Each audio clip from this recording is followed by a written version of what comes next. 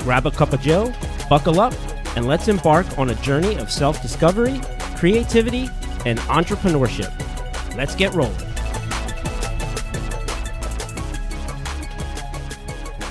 Welcome back to the Rhythm of the Road podcast. We are back here with a guest on our show today, and I'm really excited and mostly curious because David is an author and has been working in the music industry and the video gaming industry for a number of years. And he's doing something that's really near and dear to my heart, which is helping artists help themselves. And it sounds cliche, but as you will experience momentarily, it's really essential in the music industry for sure. So, David, welcome to the Rhythm of the Road podcast. Thanks for having me. It's a blast to be here. I'm on a run to try to do 30 podcasts in 30 days. And so I'm so gracious that you brought me on because this is one more tick off of my 30. So how many are you up to so far? 14. Wow. So you're almost halfway. All right. I'm almost halfway. Yep. I'll see if I can help you with a couple more after this. Yeah, that would be great. It's such a journey. You know, you set goals for yourself and you don't realize what's possible until you do. And I have been astounded at how just putting it out there has made things happen that I didn't expect would happen. So yeah, sometimes you just have to say it out loud, right? You just, yeah. And I would encourage musicians to do the same as well. Just say it out loud. Hey, I need 14,000 fans and see what happens. But yeah. It's a pleasure to be here for sure. We're dropping the mics right away. Right away. That's all I do. This is what we do. I love how you segued into that a little bit. And, you know, people call it manifesting. People call it speaking into. People like kind of can get a little woo-woo about it, but or affirmation driven. Those are our kind of buzzwords, so to speak, to kind of say, what is it that you want? What is your intention? Where are you headed? And telling other people not only makes it real for you and them, but it lets other folks know that you're real. And I was actually on a call this morning, David, with somebody, and I'm like, you know what? By January, I'm going to do this. And that guy goes, you know, I'm going to hold you accountable to that now. And I'm like, yeah, you are. All right. Well, I guess here we go. I'm going to put it out now. I'm going to do 180,000. I actually said that 180,000 in 90 days. That is such an absurd number. But like, again, if you don't say it out loud, if you don't put it down, there's no possible path towards it. So there's this idea. And so you're saying woo woo. And I've always thought that was woo woo stuff. But there's this thing in your brain called the RAS, reticular activating system, that looks for patterns and looks for opportunities. And if you say it out loud and you put it on your wall and you put it it's training your brain to notice when those opportunities arise. So when they do show up, now you can take advantage of them. And you couldn't have before because you weren't paying attention to it. It's like the same thing happens when you get a new car and you see them all over the place. Or worse yet, you decide you want a car and that's the only car you see on the road. And it's like, it's out there just driving you crazy. That's how I feel with the Cybertruck right now. I really want one. I don't know why. I just want one because they're ugly and beautiful at the same time.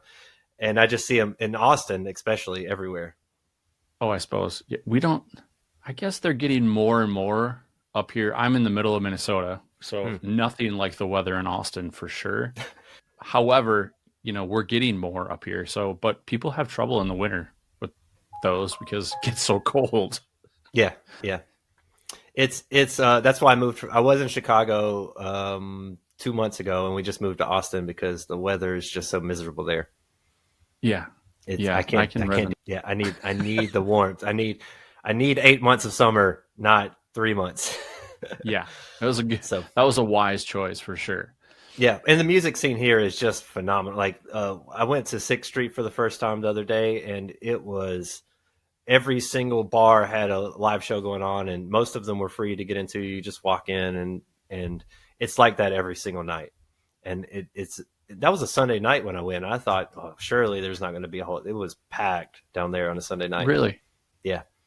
Is it reviving? Because there was a moment there I felt like it was a little bit lacking. I've only been here 2 months, so I don't know. Check back in a year. Yeah, check back in a year. Because if this is where it's at now, and this is where it's dead, I'm like, this is cool for me because there's plenty of space there to walk around, but there's enough people that it feels like a big party. Versus like Chicago, there was just a lot of people and nobody was there for the same reason, everybody was going and busy and whatever. But in Austin, it's like everybody's there for music or entertainment in general, comedy, music, whatever. So when you approach somebody on the street, they're more open to have cool conversations with you. Right. So what brought you into the music industry, business, how, fill in the blank? Man, that is a story. I had always been a musician, 15 years of trying and failing. We were always at the brink, and then things would fall apart. We've had some major successes with like playing House of Blues and doing big things in Chicago. But with 7 people in the band, you can imagine things fall apart really easily. And that became the difficulty. So I started this podcast called Demo Nation. We had a new band called Infina. And so we decided, let's start this new podcast to promote other musicians and in turn create a brand for ourselves and visibility for ourselves. And when we did that, there were people that were coming on to the show and we would interview them and it would be great.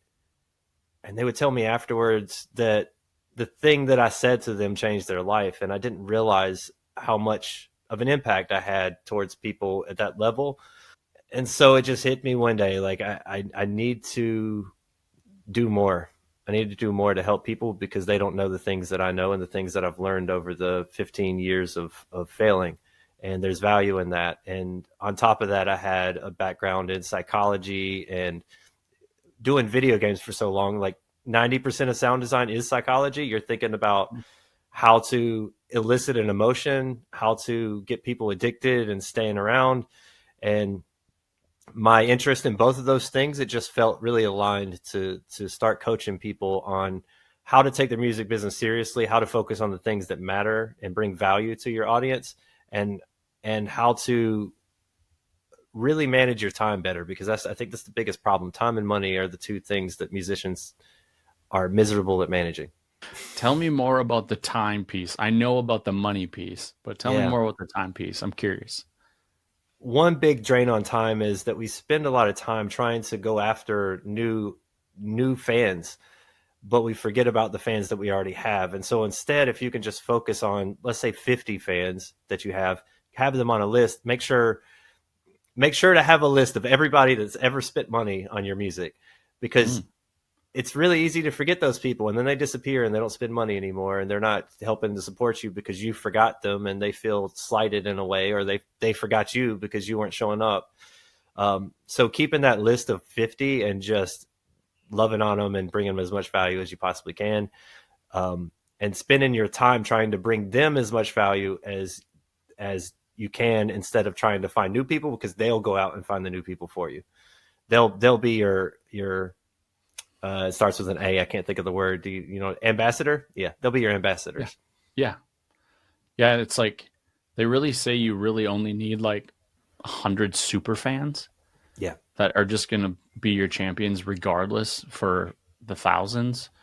And I like that idea of just, you hit something really important. Don't forget those that are already spent money on you, like, and invested in, whether it was in your music or they came to a show or they bought a shirt or anything. Something that I've been, groups that I play with, I only do freelance work now, so it's a little bit different, in a good way, I feel. But what I see some bands doing really well is they have that fan engagement.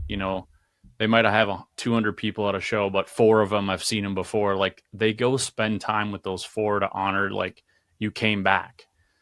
That's putting value back in them and giving them that time, because I don't know about you, and it's a bit the psychology of it, right? It's like, it's when you're on stage, it can feel like a us versus you sort of system. And like, if you just get down off the stage and go talk to somebody, I can't tell you.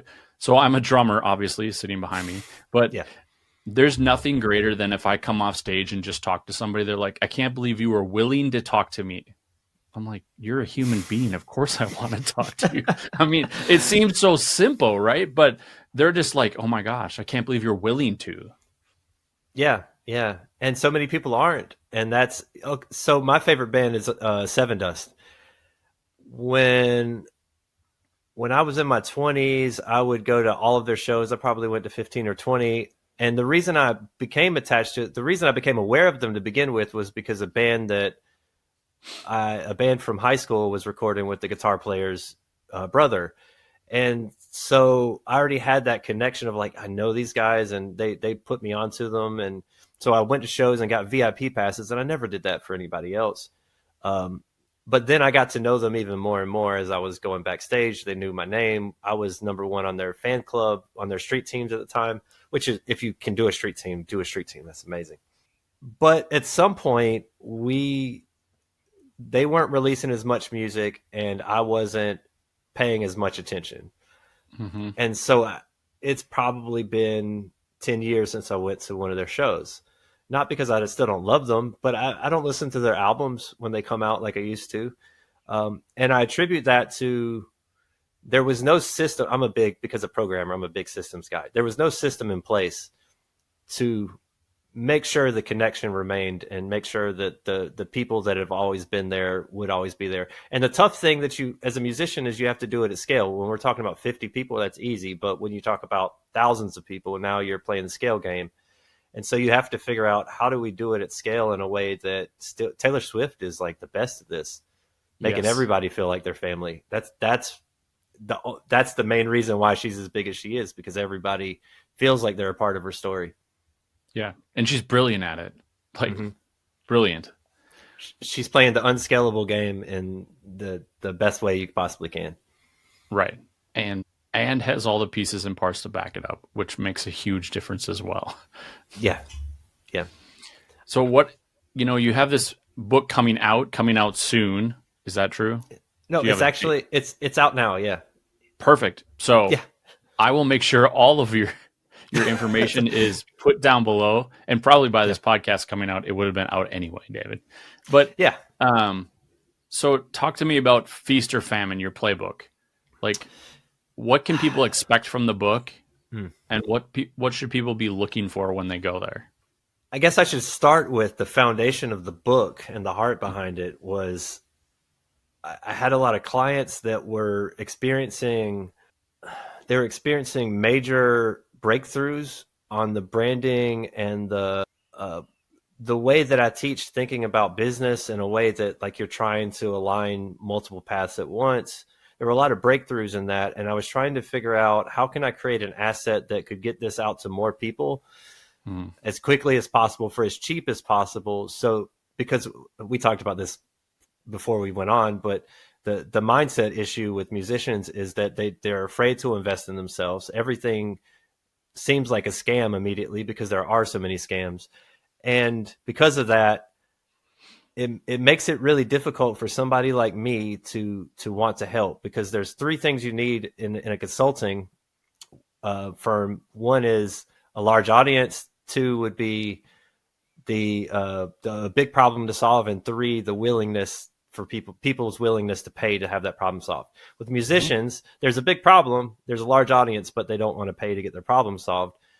And so I was looking for a solution to point out, like, there's a better path forward than depending on record labels, than depending on the right place at the right time, or touring.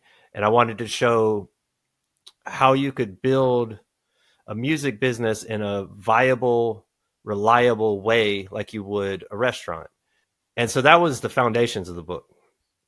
And then as I started writing it, I started to notice more patterns. And then it went from like a 30-page pamphlet to a 105-page manuscript. So what you can expect from it is a new way of looking at music from a business standpoint, such that you don't have to concern yourself with trying to have 100,000 fans, but you can see a reliable way to build a fan base with only 50 people that allows you to quit your job if you're a solo artist. If you have multiple people in the band, you might have more issue with that. But as a solo artist, being able to quit off of that 50 people and really thinking out your branding in a way that makes you unique and makes you different. Because one of the things I talk about in the book is that, like restaurants, musicians are serving food, which is their music. But in our case, the food is free and every other restaurant is serving free food. So now we have to figure out, well, okay, if people are coming into our restaurant to eat and the food's free, why would people come to my restaurant instead of the restaurant next door? And then further than that, how do I make money at a restaurant when people are eating for free? You know? Right. And so I use that analogy all throughout the book to try to really point out the problem and how we can solve it, and how I think that we're in an age now where there's an opportunity to create more value in music than we ever have, because the music isn't the value that we're selling anymore. It's our personal relationship and the transformation in the people that are consuming the music. Right. And which is completely parallel to running a business that is a brick and mortar or a restaurant or a, right. What keeps them bringing back. And, you know, what I talk about a lot with my clients in the business space, not as much in the music space, because we already talked about why that might be, is exactly that. It's who you are as the person, right? That's what brings them back. That's that branding piece and gets them to continue to come back no matter what. And more importantly, to get referrals. Yeah. Right. And then in the music world, how many more people can I share this music with or tell my friends about or get excited about? Yeah. And it really comes down to your personal brand and your story. And like so many people just don't do a good job of telling their story. And the other thing I think that goes, and I just did a talk about this today, for my free group, which, by the way, if you want a taste of what I do offer a free program. But we do these calls once a week, and today we're talking about story circles and how they relate to the journey of being a musician. And what was the thing we were talking about? Something specific a second ago, because I went on a tangent. This happens all the time. I have to call it out when I see it. What was the tangent that I was going? We were talking about branding, right? That's what it was. Yeah. And so when you look at your life like a story circle, have you heard of Dan Harmon's story circle, or even the Joseph Campbell's story circle? Yes. Yep. Okay. So if you look at movies, they all have this pattern with the story circles. It's really complex, but to keep it simple, it's just basically you start at a place with wants and needs. You move down through the trials and tribulations. You get a revelation, and then you come back having changed. When you're developing a story for people, you need to know what the lie is that they believe, and the ghost that is the traumatic event that caused them to believe that lie, before you can figure out their wants and needs. And so tying this back to branding and story is, once you can figure out what is that lie that I've been told and what is the traumatic event, then you can figure out what it is that you want, why you're doing this whole thing, and what impact you want to make. And that impact is the part of the story that people want to go along for the ride on. What is the mission that you have, as opposed to, I just make music? What is the story that you're trying to tell? Are you telling an underdog story where you're trying to break out of poverty? What exactly is it that is the selling point for you? And why is it? Because everybody's story is completely unique. And why is it that your story is more attracting than the other? And is your music helping tell that story, or is it helping alongside of that story? So once you can figure out those pieces and get alignment between it, then it's just like, it's so much easier to move up. Let me ask you this question. As you're working with folks, whether they're in your free group or in a paid system or even one-on-one, how are you feeling like these musicians are defining what success means for them? Like, outside of like, I want to be on an arena tour with Seven Dust, right? Like, yeah, we know that's the 2% of the 1%. So what does that it's mean always for them? The lag indicators, streams. That's always it. Streams and views and follows. And that's where people's focus is at 100% of the time. And they're so depressed when they're not there, or where they're not where they think they should be. And again, that's where you lose sight of the people that's always been around, because you're so focused on those things. And so if you focus on what we call lead indicators, which are things that I can do now that should produce a result, the inputs versus the outputs, right? If you can focus on the inputs and not worry about the outputs, then you're going to find an easier path forward. And because you can control the inputs, you can control what you do. You can't control what other people do and how often the algorithm decides to show your stuff to people. Sure. Right. And how do you battle? And I know this because I battle this internally on my own and with my writing partners, right? How do we battle I don't really care how many streams and listens and downloads and all that I get. I'm just doing this for me. That's a tough one. I'm setting you up. In this I know. That's good. No, it's good. It's good. I like this one. It's a big problem, and I haven't figured out how to solve it for people, but I know exactly what it's rooted in. It's rooted in the lie that you think that you're not capable of doing it, or that it's going to be too hard and the fun's going to be gone if you try to take it too seriously. That's the lie. I was talking to my mother about this a while back, and people have a tendency to say things like, I don't want to do my hobby for work because then my hobby wouldn't be fun anymore. And though that may be a true statement, it's only true because you've decided that it's true, not because it actually is true. There is a world in which you could have fun working, and a lot of people do it. But anytime that you've created this negative perception of it being work in your head, then it's going to be work in your head. And on top of that, you're stopping yourself from trying to find the path forward that it would be absolutely fun. So maybe it's not something you want to do for a lot of people. So then charge 10 times more than everybody else. You won't have a ton of clients, and you'll be ecstatic when somebody pays you 10 times what you think the value is of that thing. But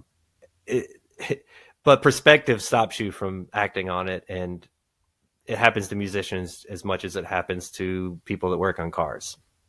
Yeah, I run into that often, and I still play with a few groups, and they're like, oh, I want to play all the time, but I want to play for almost nothing.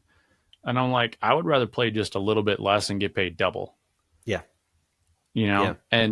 But we all had to spend time. I mean, it's not cliche, right? I live in central Minnesota, so I can use the 4 feet of snow uphill both ways in the wind, right? Like, that's actually a real thing here. Yeah. And you know it, right? Because you were in Chicago, so you get it. But, right. I remember playing gigs for $50 where I had to drive 2 hours each way and play for 4 hours and drive home. It's like $50, even when I was playing, was not enough to barely cover my gas, right? And I'm a drummer, so I had a car full of yeah, I remember the first time we got paid like $400 from the village to go play a festival, and I'm like, man, this is money. Again, I think it's we don't, because we're in such a hurry for other people to affirm or I like that. Affirm our worth, that we don't value what we do, and because we don't value what we do, we don't fight for that value. And when it comes to playing shows, sometimes you have to sit down with the venue owner and show them like, hey, I'm willing to bring this many people out, and you're going to make this much money, but you've got to pay me more. Or we just don't play here. And I wouldn't suggest doing that at first, but at some point you have to have that kind of conversation, Right. At some point it's a bit of an education. And, there are some of us out here like you and me that have been doing this a minute. We're constantly trying to educate venues and concert promoters and event planners. And it's just like, I was planning an event for next spring that I'm helping run the event. And the event team knows I'm a musician, and they're like, hey, can you get the entertainment? I'm like, sure, I'd love to. And then they're like, what their first question was. Do you think you can get us at a discounted rate? Oh, discount. Oh, yeah. That would be it too. I was grateful they didn't say free.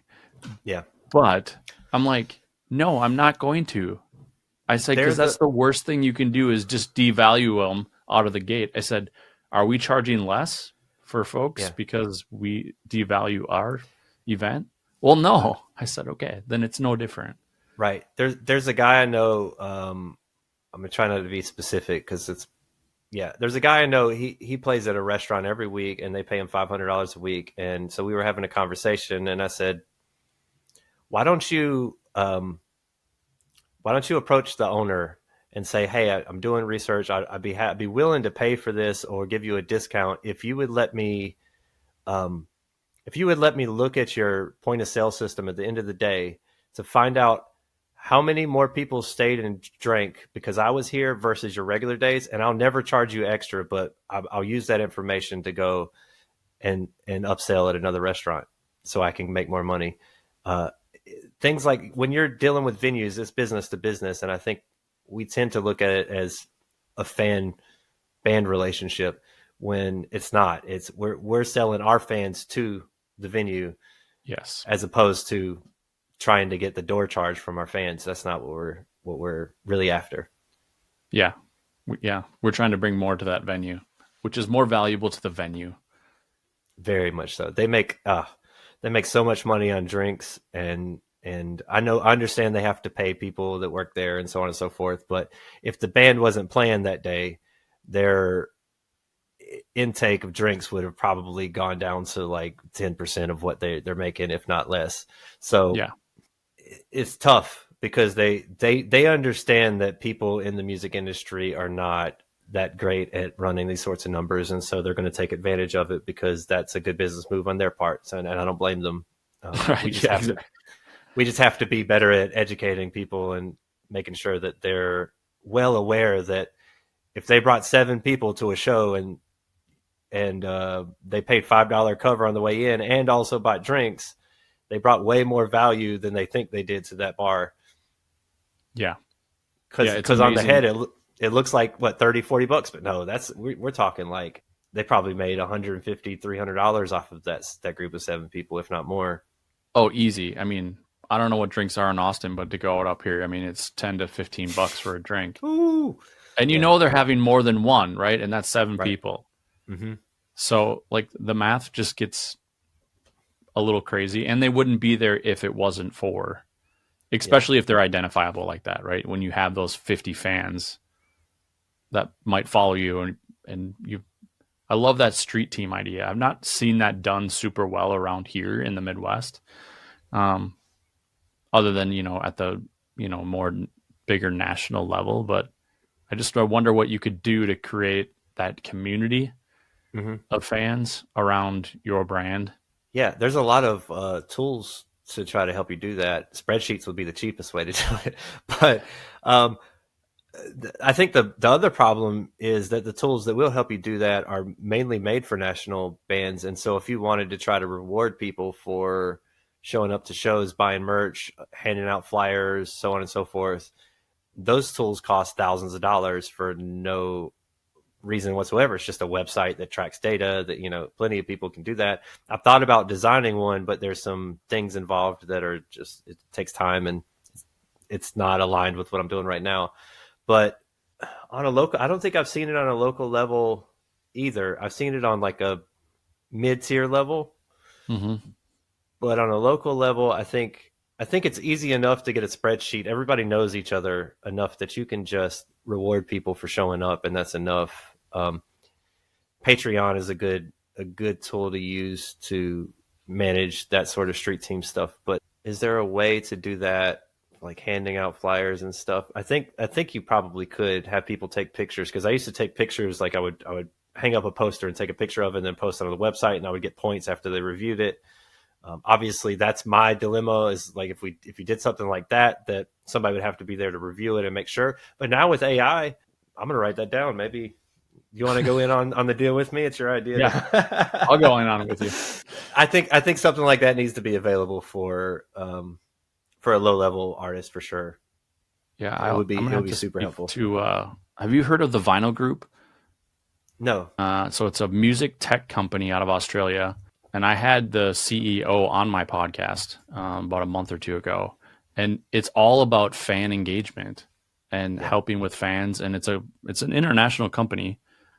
So, and of course, because there's a big touring scene in the US is a big, it's low cost of entry. So I'd be curious to do some more investigating, but it's a killer platform.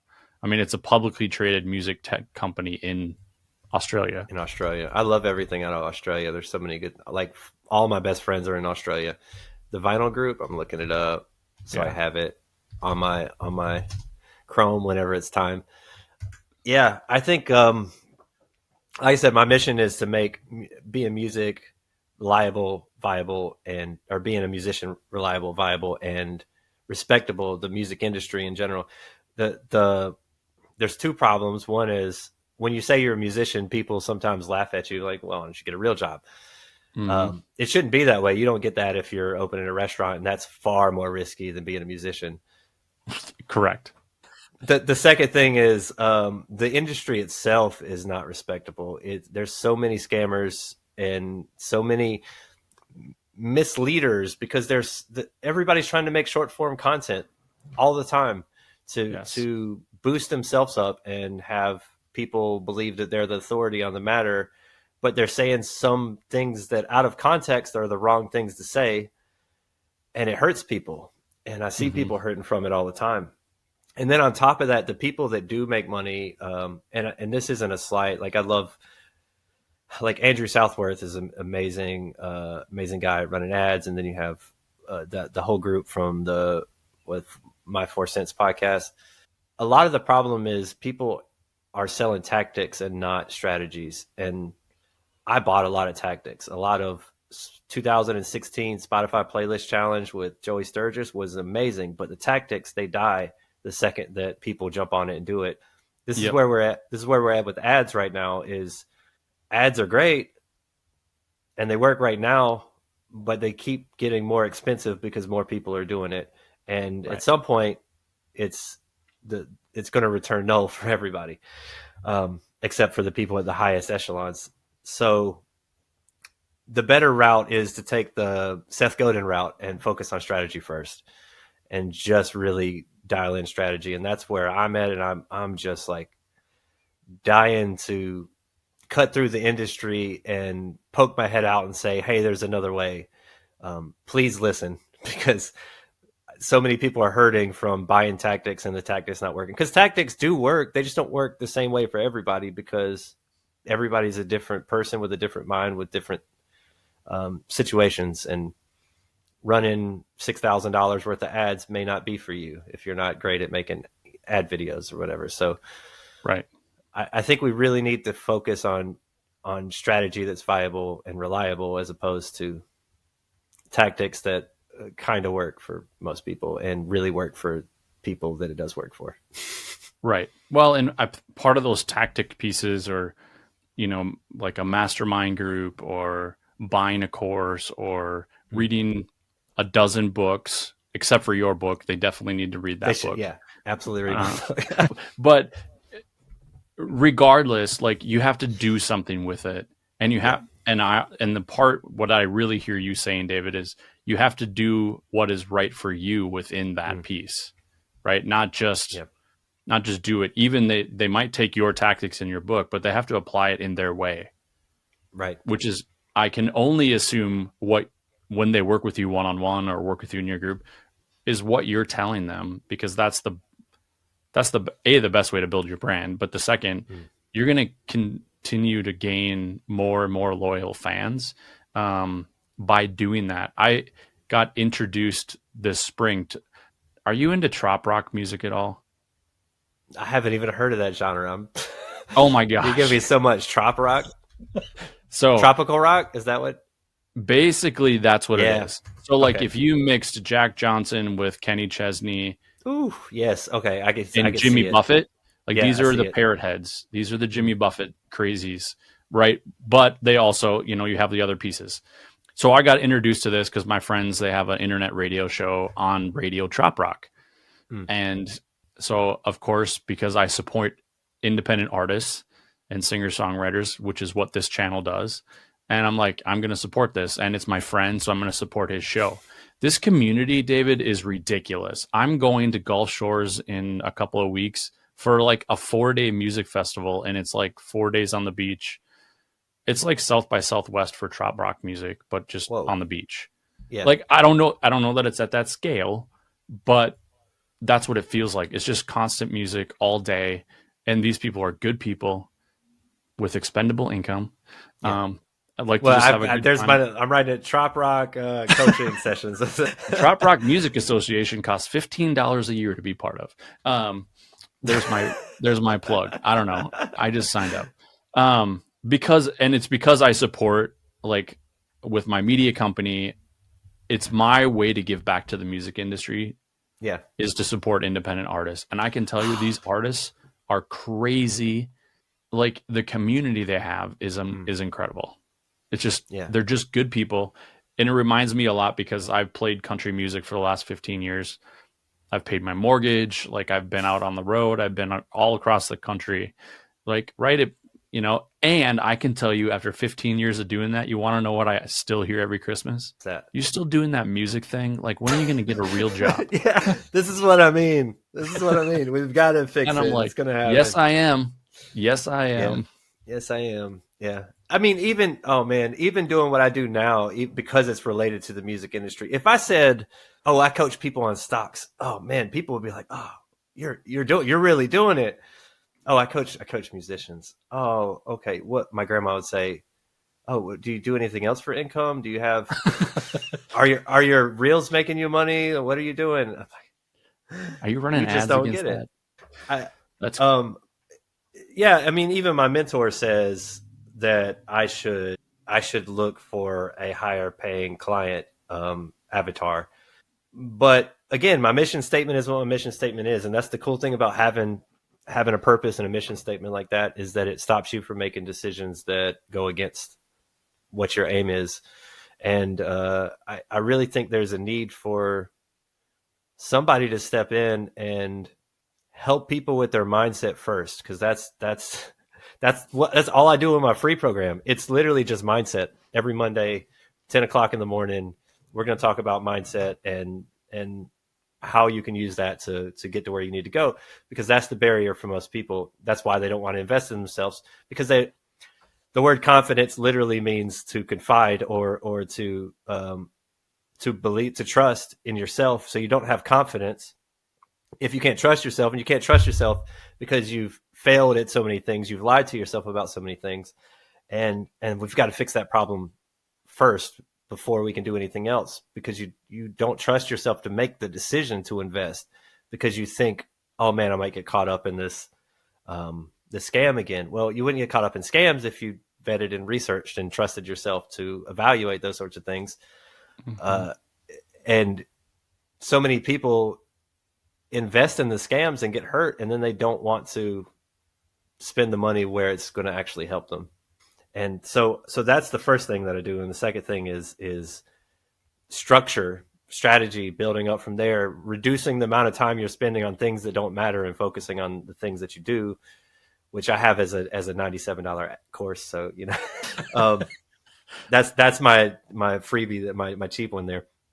And then beyond that, then it's one-on-one, management, actually thinking about scaling things and thinking about how can we take these things and do them at scale? Because that's always going to be the problem. How do you connect? Going back to where we started in the beginning, how do you connect with 1,000 people the same way that you connected with 50 people?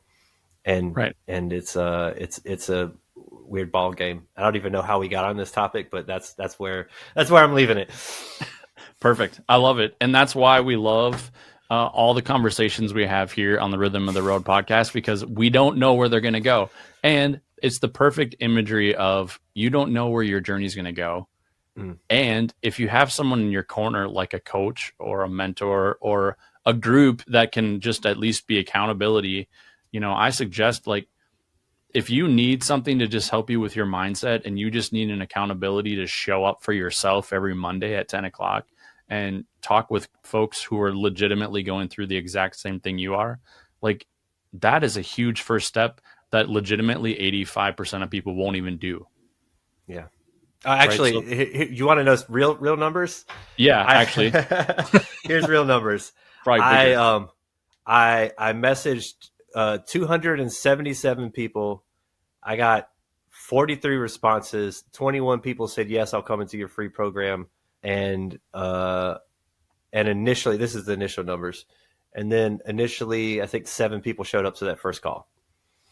There it is. Now there's 35 people there, but that took time, and it shouldn't have been so ridiculous to get anybody to hop on something for free just to, And then the excuses people make to not show it. Like, I understand people have work and they can't, but I've got it at 10 o'clock in the morning for a reason.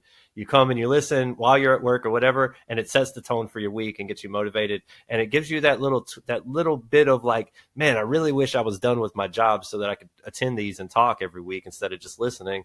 And that little bit of motivation gets you going and thinking about, how can I get out of this job? Because you can't scale your music business while you're working a 9 to 5 job, and you definitely can't do it with the 9 to 5 income because it costs so much to do it. So I always suggest to people, figure out what skill set you have, quit your job and build a business on that so that you can fund your own project and build from there, because money's the only thing that's really stopping people from getting where they need to go. That and self-sabotage, those two things.